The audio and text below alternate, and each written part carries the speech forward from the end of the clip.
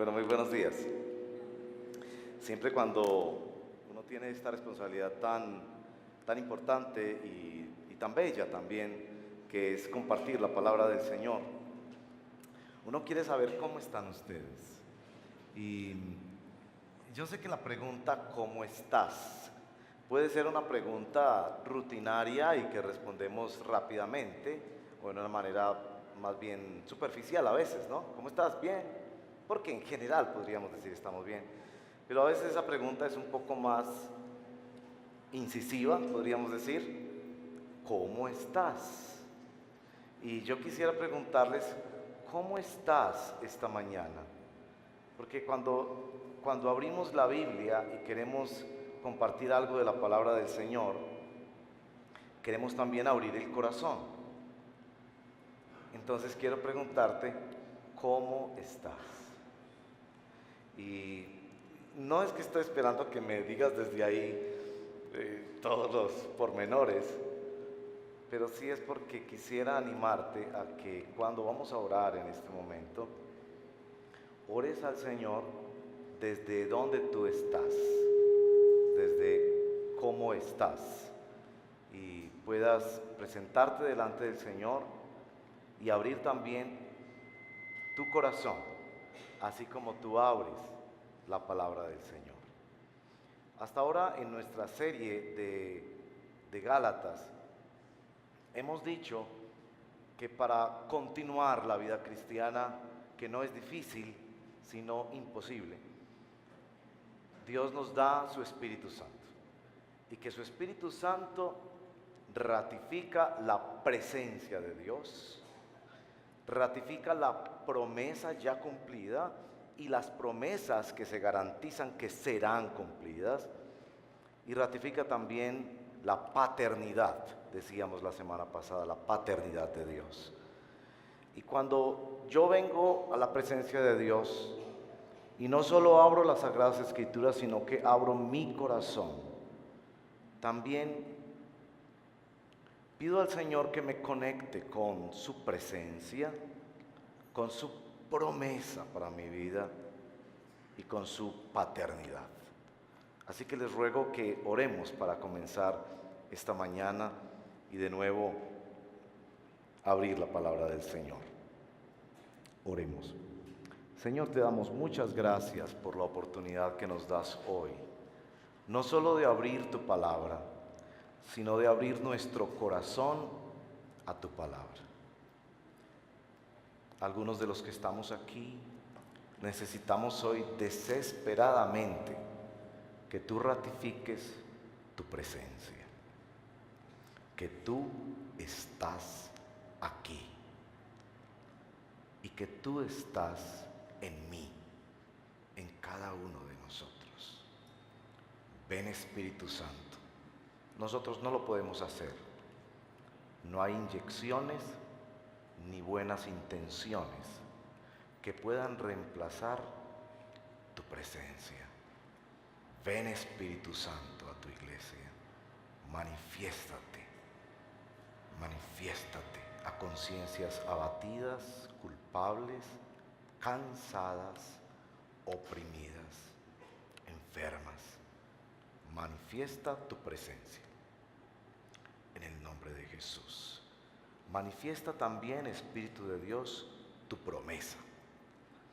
La promesa ya cumplida en la historia, en la persona de Jesús de Nazaret, y la presencia y la promesa que se cumplirá, y que tenemos las arras, las garantías de que esa promesa será cumplida.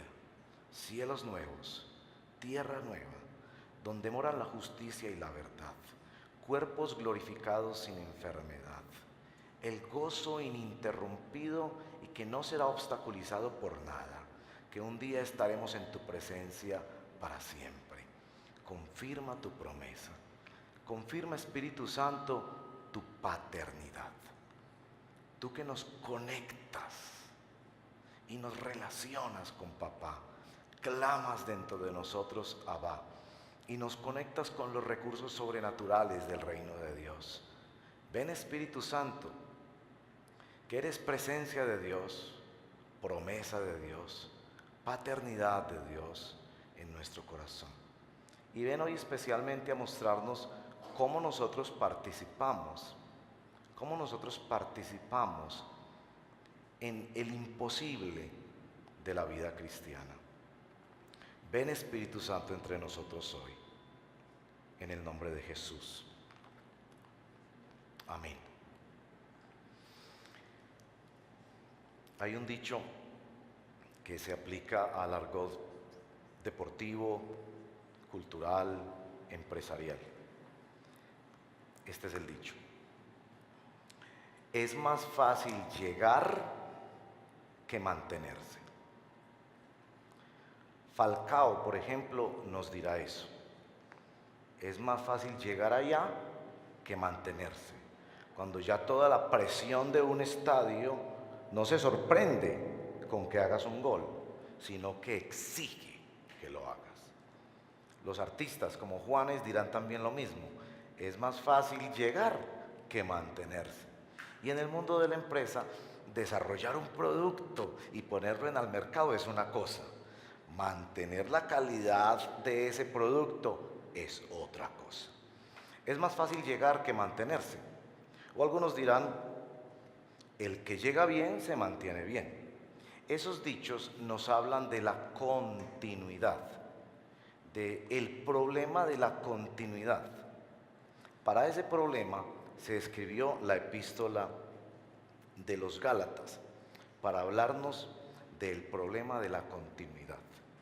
Y quiero pedirle que abra sus Biblias en Gálatas capítulo 5, verso 1.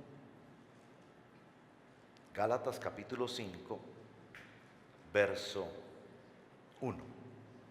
Pablo está preocupado por el asunto de la continuidad. Y observen cómo describe su preocupación. En una forma muy pastoral nos hace este reclamo. Capítulo 5, verso 1 de Gálatas. Cristo nos libertó para que vivamos en libertad. Por lo tanto, manténganse firmes y no se sometan nuevamente al yugo de esclavitud. Y es que como secuestrados que salen de la selva después de 10 años, Cristo nos libera y resuelve de manera absoluta nuestro pasado. Pero otra cosa es cómo nos adaptamos a la vida nuevamente. Dicen los que estudian estos asuntos desde las personas que han sido liberadas, que hay dos enemigos de la libertad.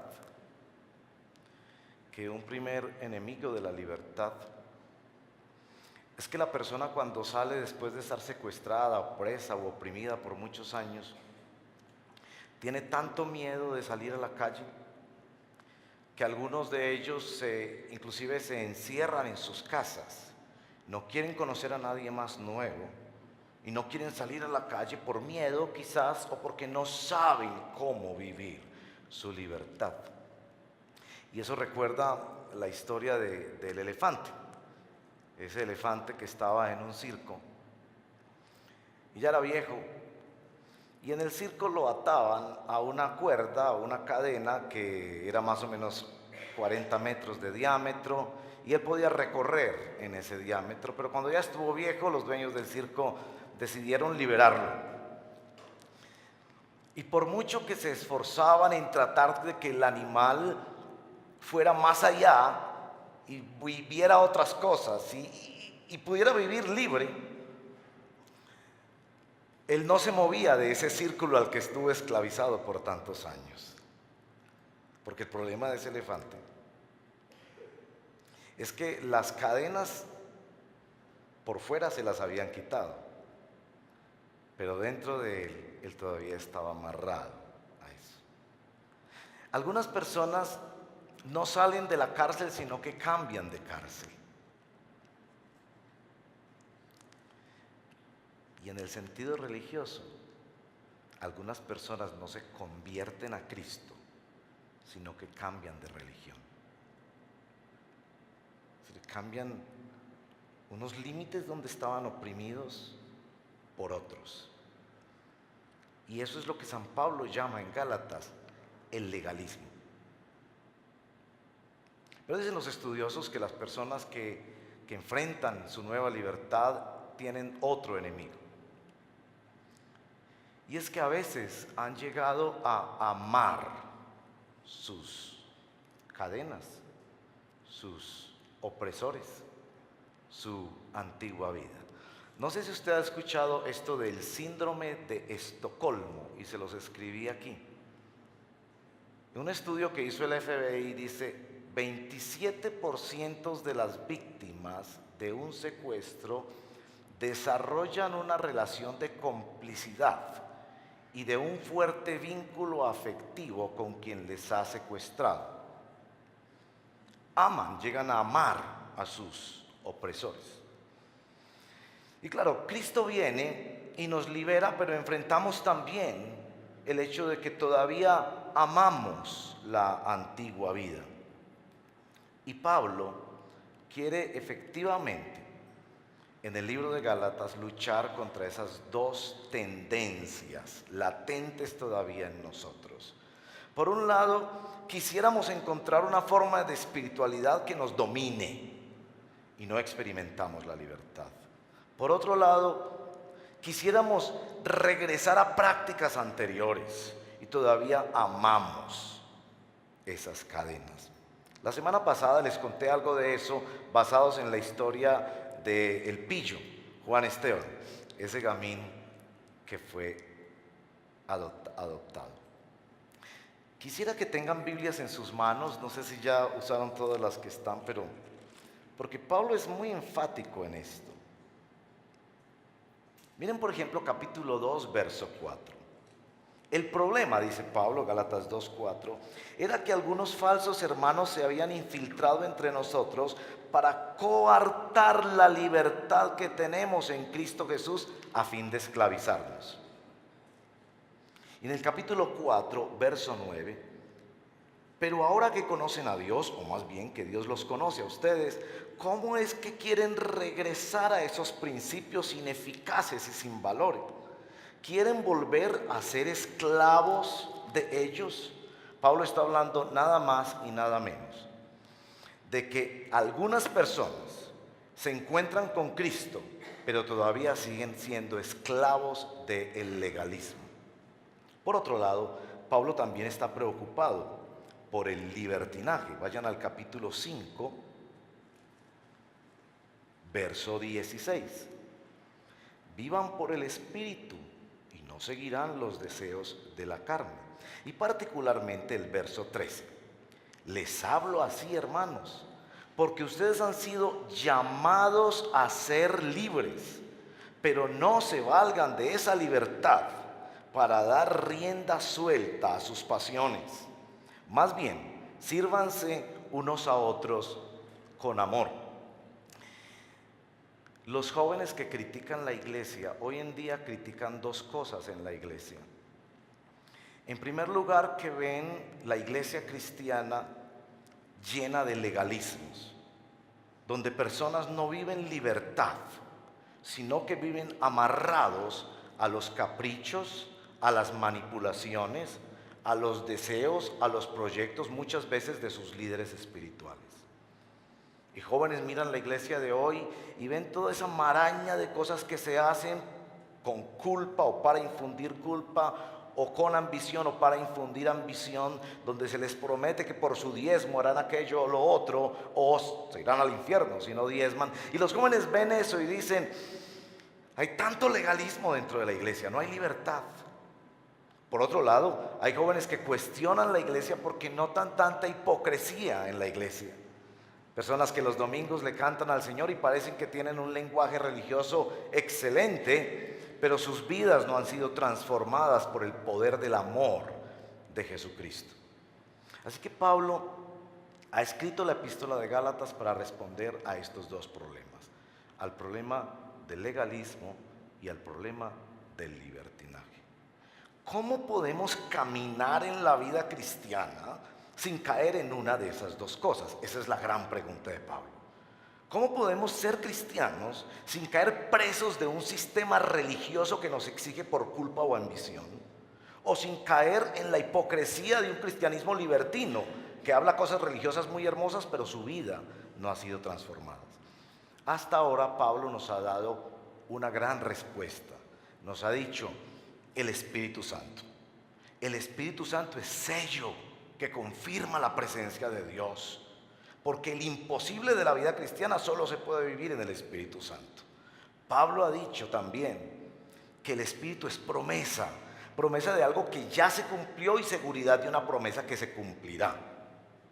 Y la semana pasada nos dijo que el Espíritu Santo es que te confirma que has sido adoptado por Dios. Pero hasta ahí la respuesta ha sido desde la perspectiva de lo que hace el Espíritu Santo. Esta mañana queremos preguntarnos: ¿cómo participo yo en esa lucha, en esa batalla espiritual, emocional, volitiva de mantenerme en la libertad con la que Cristo me hizo libre, para no caer preso del legalismo donde otros me manipulan, o no caer preso del libertinaje donde yo estoy tratando de manipular a Dios? ¿Cómo participo yo en esta nueva libertad? Y debo enfatizar el verso 13, porque el verso 13 dice: llamados a ser ¿qué? Libres. Cuando a un muchacho lo llaman a ser de la selección Colombia, él no se preocupa porque no tiene guayos. Él no dirá: no, yo no puedo participar en la selección Colombia porque no tengo uniforme. Todo mundo le responderá: no te preocupes, porque dentro del llamado está la provisión. Dentro del llamado está la provisión. Tú tienes que ir y presentarte a la convocatoria. Tú tienes que hacer algo, pero no te preocupes. Dentro del llamado está la provisión. Así que quisiera esta mañana hablarles de la provisión de Dios en tanto tú atiendes el llamado. ¿Qué haces tú? ¿Qué hago yo para mantenerme libre en Cristo y no caer esclavizado del legalismo religioso, institucional o cualquier forma de legalismo, o no caer esclavo de el libertinaje, que son las grandes preocupaciones de esta epístola? Para eso vamos a hacer 3 palabras que espero que ustedes las recuerden fácilmente, porque las 3 empiezan por la letra S. Y yo sé que parezco muy escuelero, pero a mí me encanta poder recordar las cosas cuando vienen con una misma letrica. La primera palabra es seguir. Seguir. Verso 16. Así que les digo: vivan por el Espíritu y no seguirán los deseos de la naturaleza pecaminosa. La palabra vivan en esta versión es traducida, por ejemplo, en la Reina Valera, que es una traducción, digamos, más tradicional usada por los cristianos en América Latina. Dice andar, y la palabra en el idioma griego es peripateo. Ahora, si usted quiere impresionar a su familia, usted puede llegar a su casa esta tarde y decir: aprendí una palabra en griego. Sí, ¿estás aprendiendo griego en la iglesia? Sí. La palabra es peripateo. Y esa palabra es muy fácil de entender porque la segunda parte tiene que ver con la acción a la que se refiere. Pateo, ¿cierto? Ahora, no me vaya a decir que peripateo es patear el peri. No, peri es como un sufijo griego que lo tenemos, por ejemplo, en perifoneo. Perifoneo es hacer publicidad por medio de un megáfono o algo así alrededor. Eso es lo que quiere decir peri alrededor. perilineal o perimetral alrededor. Y pateo es pisar, pisar. Pise alrededor. Ahora, la intención del texto, y eso lo verán más adelante, por ejemplo, en el verso 18, es de dejarse guiar.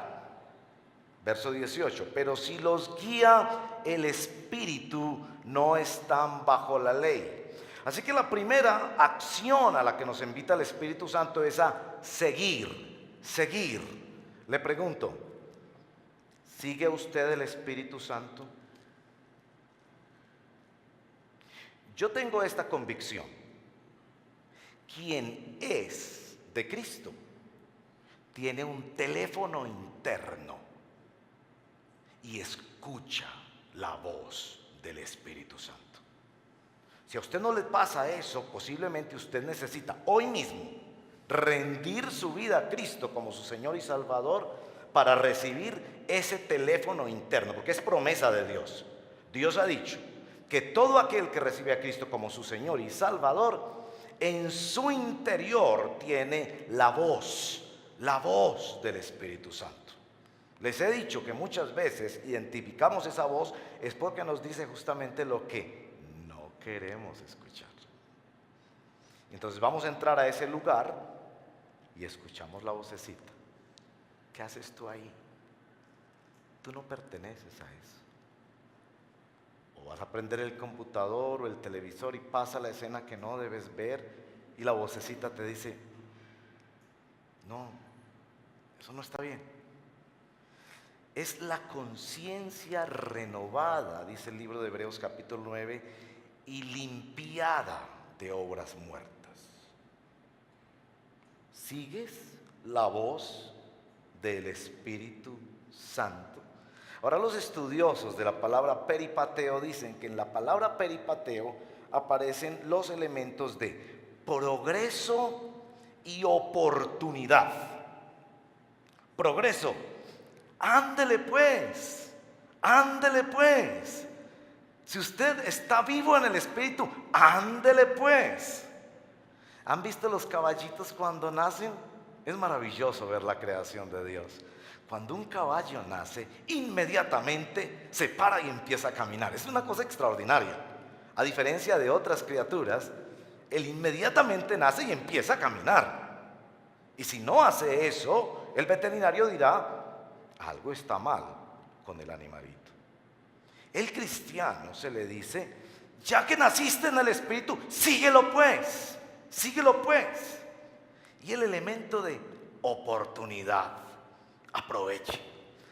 Todos en la vida buscamos a alguien a quien seguir. En el mundo de la empresa se habla del coaching. Que todos los jóvenes empresarios, que todos los jóvenes profesionales están buscando quien los mentoree. Y se sienten absolutamente afortunados cuando el presidente de la compañía le empieza a pasar sus datos y sus consejos y le dice, acompáñame a esta junta y a aquella reunión. Y se sienten que los están preparando para algo grande. Oportunidad. Sigue al Espíritu, porque el Espíritu te está preparando para algo grande. Peripateo.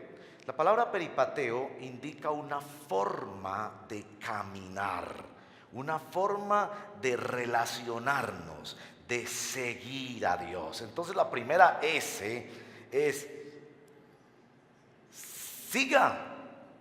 sigue al Espíritu Santo, por favor. Él te habla, sigue. Ahora yo te tengo que recordar que el Espíritu Santo tiene una espada. La espada del Espíritu trabaja en dos direcciones. Trabaja hacia afuera, abriendo caminos. La palabra de Dios abre caminos porque es palabra creadora. Abre caminos, como el campesino paisa que con su machete se metía en el monte y empezaba a deshiervar y a abrir caminos. La palabra de Dios nos abre caminos. Y también la espada del Espíritu, que es de dos filos, corta hacia adentro, hace cirugías, abre caminos hace cirugías. Si tú no tienes una relación diaria con la palabra de Dios, la voz del Espíritu Santo va a estar reducida dentro de ti. Si tienes un contacto diario con la palabra de Dios, la voz del Espíritu Santo será un megáfono inmenso, de tal forma que podrás decir como San Pablo cuando se vio en una encrucijada de su vida: dijo el Espíritu claramente. No te demorarás en escuchar la voz del Espíritu. Y sabrás por dónde moverte, dónde ir, qué hacer y qué no hacer, qué decisión tomar y qué decisión no tomar. El primer llamado para que te mantengas libre es: sigue el Espíritu. La segunda S que vamos a mirar está en el capítulo 6, en el verso 7. Clarita, clarita. No se engañen. De Dios nadie se burla. Cada uno cosecha lo que siembra. Verso 8, capítulo 6. El que siembra para agradar a su naturaleza pecaminosa, de esa misma naturaleza cosechará destrucción. El que siembra para agradar al Espíritu, del Espíritu cosechará vida eterna. ¿Cuál es la S? Siembre para el Espíritu de Dios. Es decir, uno sigue al Espíritu, pero sigue para sembrar. No es un paseo turístico por el reino de Dios. No es un paseo turístico por la vida para sencillamente tomar fotos y decir: ¡ay, tan hermoso! Es para sembrar. Y el que siembra es porque quiere ver una cosecha. El que siembra es porque quiere ver una cosecha. Ahora, quiero hacerles notar en el capítulo 5 que, de acuerdo a la lógica del reino de Dios, el fruto viene antes de la semilla. Cuando ustedes eran pequeños, ¿no entraron en esas discusiones interminables con sus amigos de qué fue primero, el huevo o la gallina? ¿Hicieron esa discusión? Es un ejercicio filosófico muy interesante. Y empezaba el uno a decir: no, el huevo por tales y tales razones, la gallina por tales y tales razones. Pues esta mañana les quiero proponer un acertijo similar. ¿Qué fue primero, el fruto o la semilla?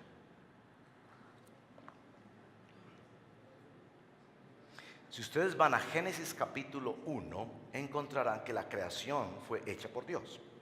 No nos da muchos detalles del cómo, pero sí quiere establecer ese hecho. Hayase demorado miles o millones de años, pero la hizo Dios. Pero pone hincapié especialmente en que Dios se aseguró de que en primer lugar existiera la planta, porque la semilla está en el fruto.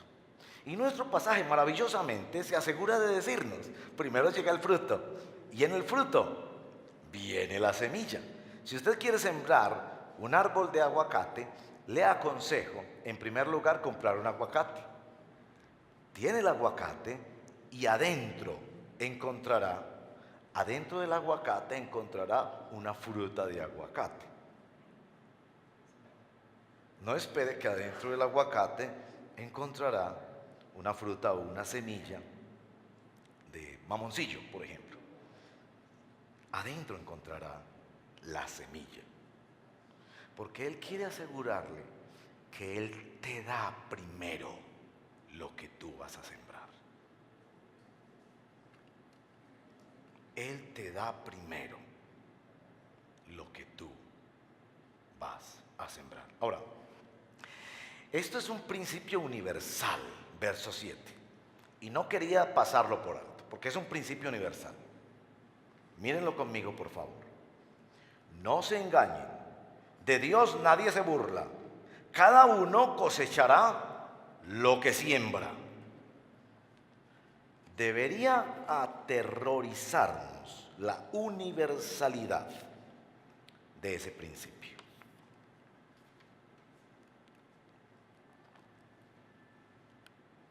Cada acto humano está sembrando algo. Indefectiblemente cosecharemos. Eso es aterrorizador. Al Hijo de Dios se le dice: hay otra ley, que es una ley superior, y es la ley del Espíritu. Las personas que no conocen el Espíritu Santo, que no caminan con el Espíritu Santo, que no siguen al Espíritu Santo, no conocen ese principio.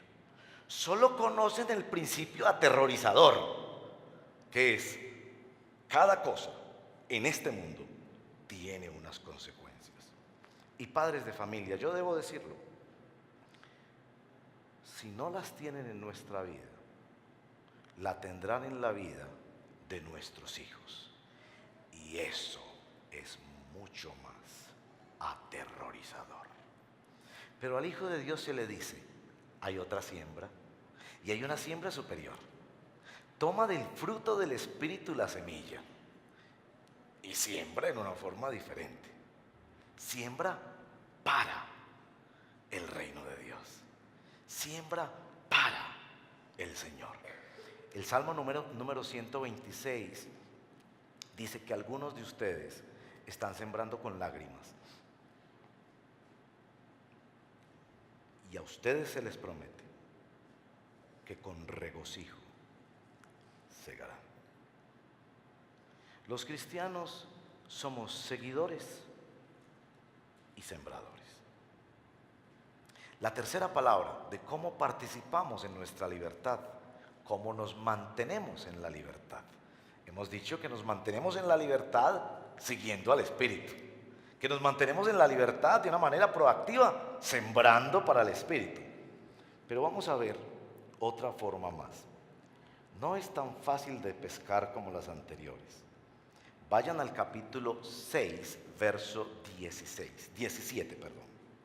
Por lo demás, que nadie me cause más problemas, porque yo llevo en el cuerpo las cicatrices de Jesús. Subrayo esa palabra, cicatrices. Ese texto ha generado muchas inquietudes a lo largo de la historia. La razón principal es porque esa palabra estigma o estigmas, cicatrices o marcas, es el único lugar en el Nuevo Testamento donde aparece. Algunos sugieren que es la idea del tatuaje. ¿Quieren que hablemos sobre los tatuajes? Que una persona decide marcar su vida para siempre. ¿A qué se refiere? Hay inclusive una película que no es muy recomendable, pero digamos, hay una película, porque durante la Edad Media se desarrolló ese asunto de los estigmas. Todavía hay personas por allí en esos programas que aparecen pues, en la televisión, de documentales y demás, personas que aparecen con marcas como de la cruz de Cristo, ¿no? Misteriosamente, ¿no? Y entonces se entiende que esas personas quizás tendrán algún poder, qué sé yo. Sobre estos estigmas de los que habla Pablo, no podríamos relacionarlos con esos fenómenos físicos.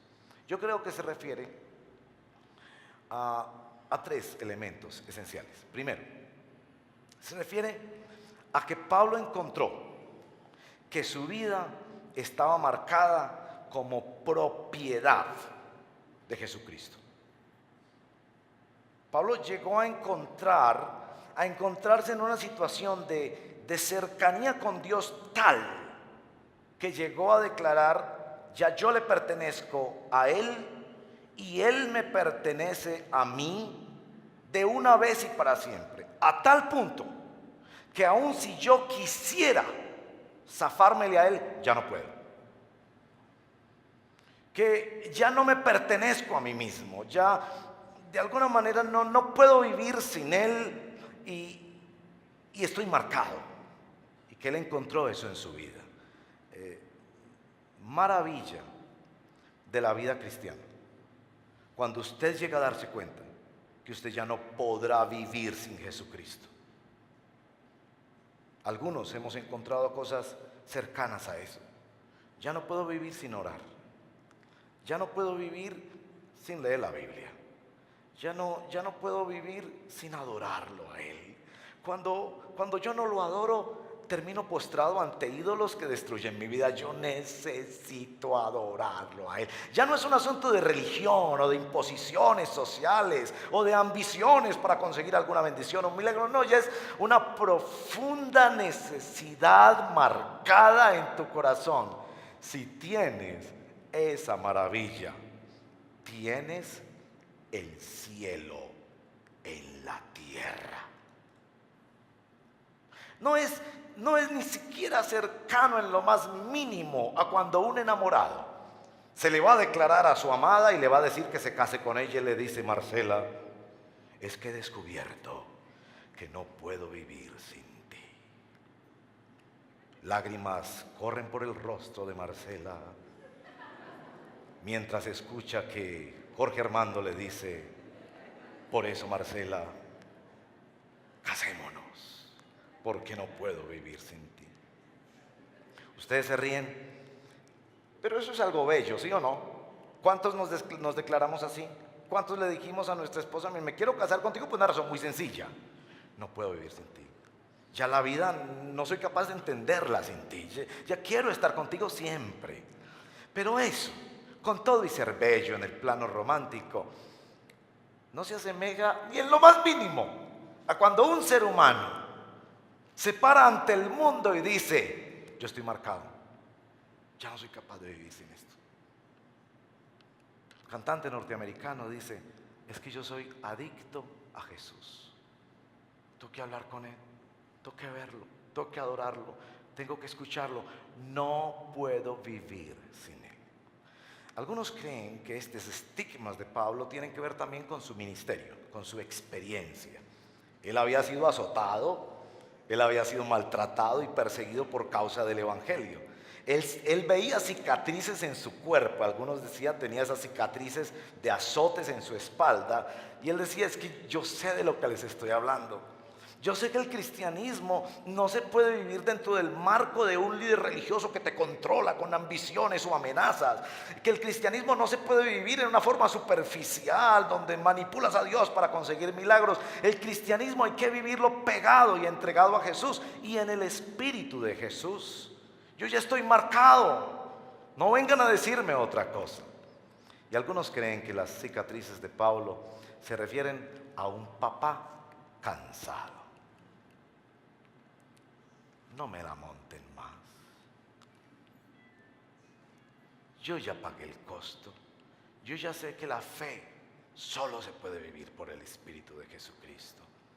Yo sigo, siembro. Y aquí viene nuestra tercera S, que surge de los estigmas de Jesús en la vida de Pablo. Siervo, sirvo. Sigo, siembro y sirvo. Pablo se declaró esclavo de Jesucristo. Y aquí está el punto donde podemos hacer el clic. Usted va a ser esclavo de una organización o un líder religioso que lo manipula con amenazas o con ambiciones. Usted va a ser esclavo de sí mismo y de sus propios deseos y deleites. O usted va a ser esclavo de Jesucristo. Pablo se ve a sí mismo como esclavo de Jesucristo. En el Antiguo Testamento hay una visión muy bella de esto. Y voy a saltar dos versos que hay ahí en Romanos y en Hebreos, voy a saltarlo. Pero en Deuteronomios capítulo 1 hay esta lectura. Capítulo 15, perdón, hay esta lectura.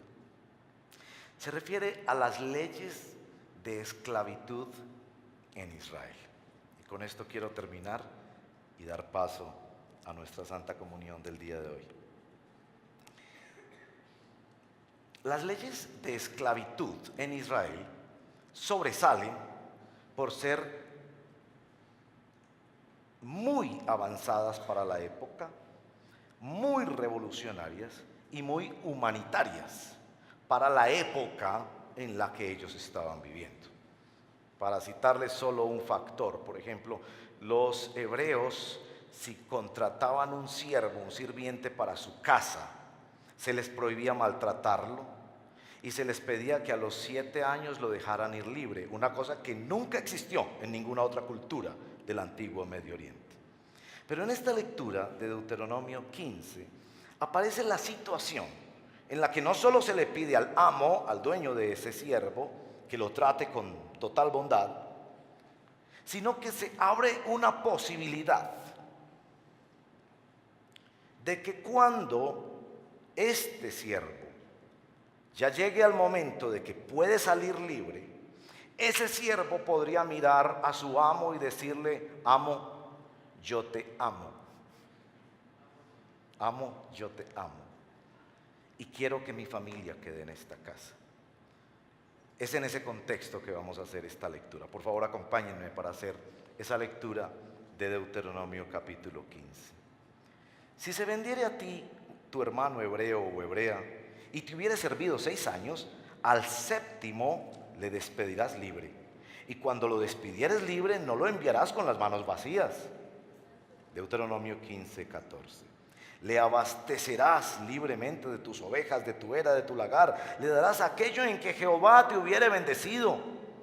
Y te acordarás que tú fuiste siervo en la tierra de Egipto y que Jehová tu Dios te rescató. Por tanto, yo te mando hoy esto. Verso 16, aquí viene la situación de la que les estoy hablando. Si él te dijere: no te dejaré, porque te ama a ti y a tu casa, y porque le va bien contigo, entonces tomarás una lesna, una especie de cincel, algo así, y horadarás, perforarás su oreja contra la puerta, y será tu siervo para siempre. Es decir, si el siervo se sentía tan bien tratado, le decía a su amo: amo, te amo, quiero ser tu siervo para siempre. Entonces el texto de Éxodo aclara eso. Él llamaba a los jueces de la ciudad y decía: miren lo que le está diciendo. Entonces procedían a esta ceremonia, se paraban junto a la puerta y él tomaba martillo con cincel sobre la oreja y le abría un hueco, que voluntariamente él se hacía para decir: yo voy a ser tu siervo para siempre. Cuando Pablo habla de esto, de sus marcas como siervo, no está diciéndonos otra cosa que cuando somos libres en Cristo, nuestra libertad la vivimos haciéndonos esclavos de Él, porque Él es el mejor de los amos. No queremos esclavizarnos ni a otros ni a nosotros mismos. Nos esclavizamos a Él. Eso es obra del Espíritu. Eso es participación de nosotros en el reino de Dios. Algunos de ustedes apenas están captando estas cosas gloriosas del Evangelio de nuestro Señor Jesucristo. Y quiero decirles: Jesús de Nazaret se hizo esclavo, pagó como esclavo para que tú pudieras ser libre. Y te ha dado el Espíritu Santo para que ahora libre tú vivas tu libertad, amándolo a Él, siendo su esclavo. Cierren sus ojos y vamos a orar.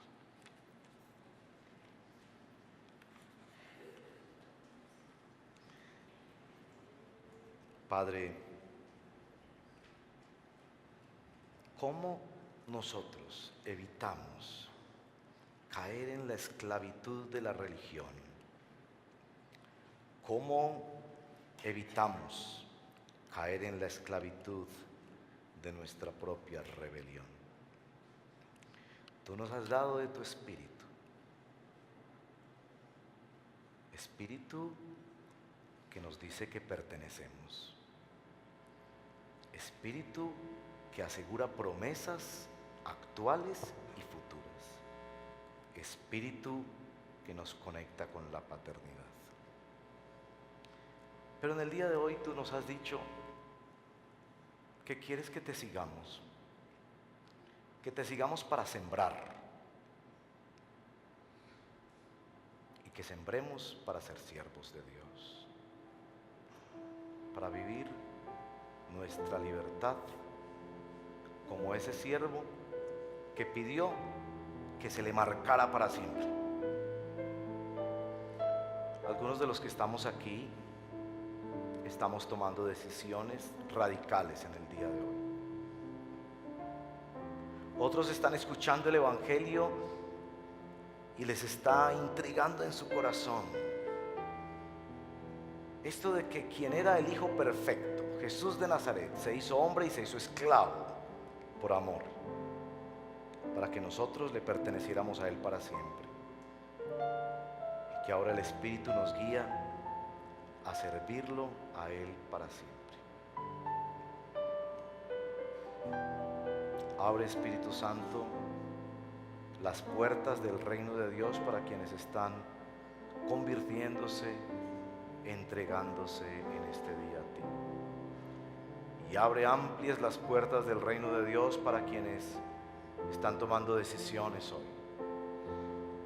de no esclavizarse a religión alguna, institución o a persona, ni seguir esclavizados a sí mismos, sino marcarse para siempre como esclavos de Jesucristo. Para que los que viven ya no vivan para sí, sino para aquel que murió y resucitó por ellos.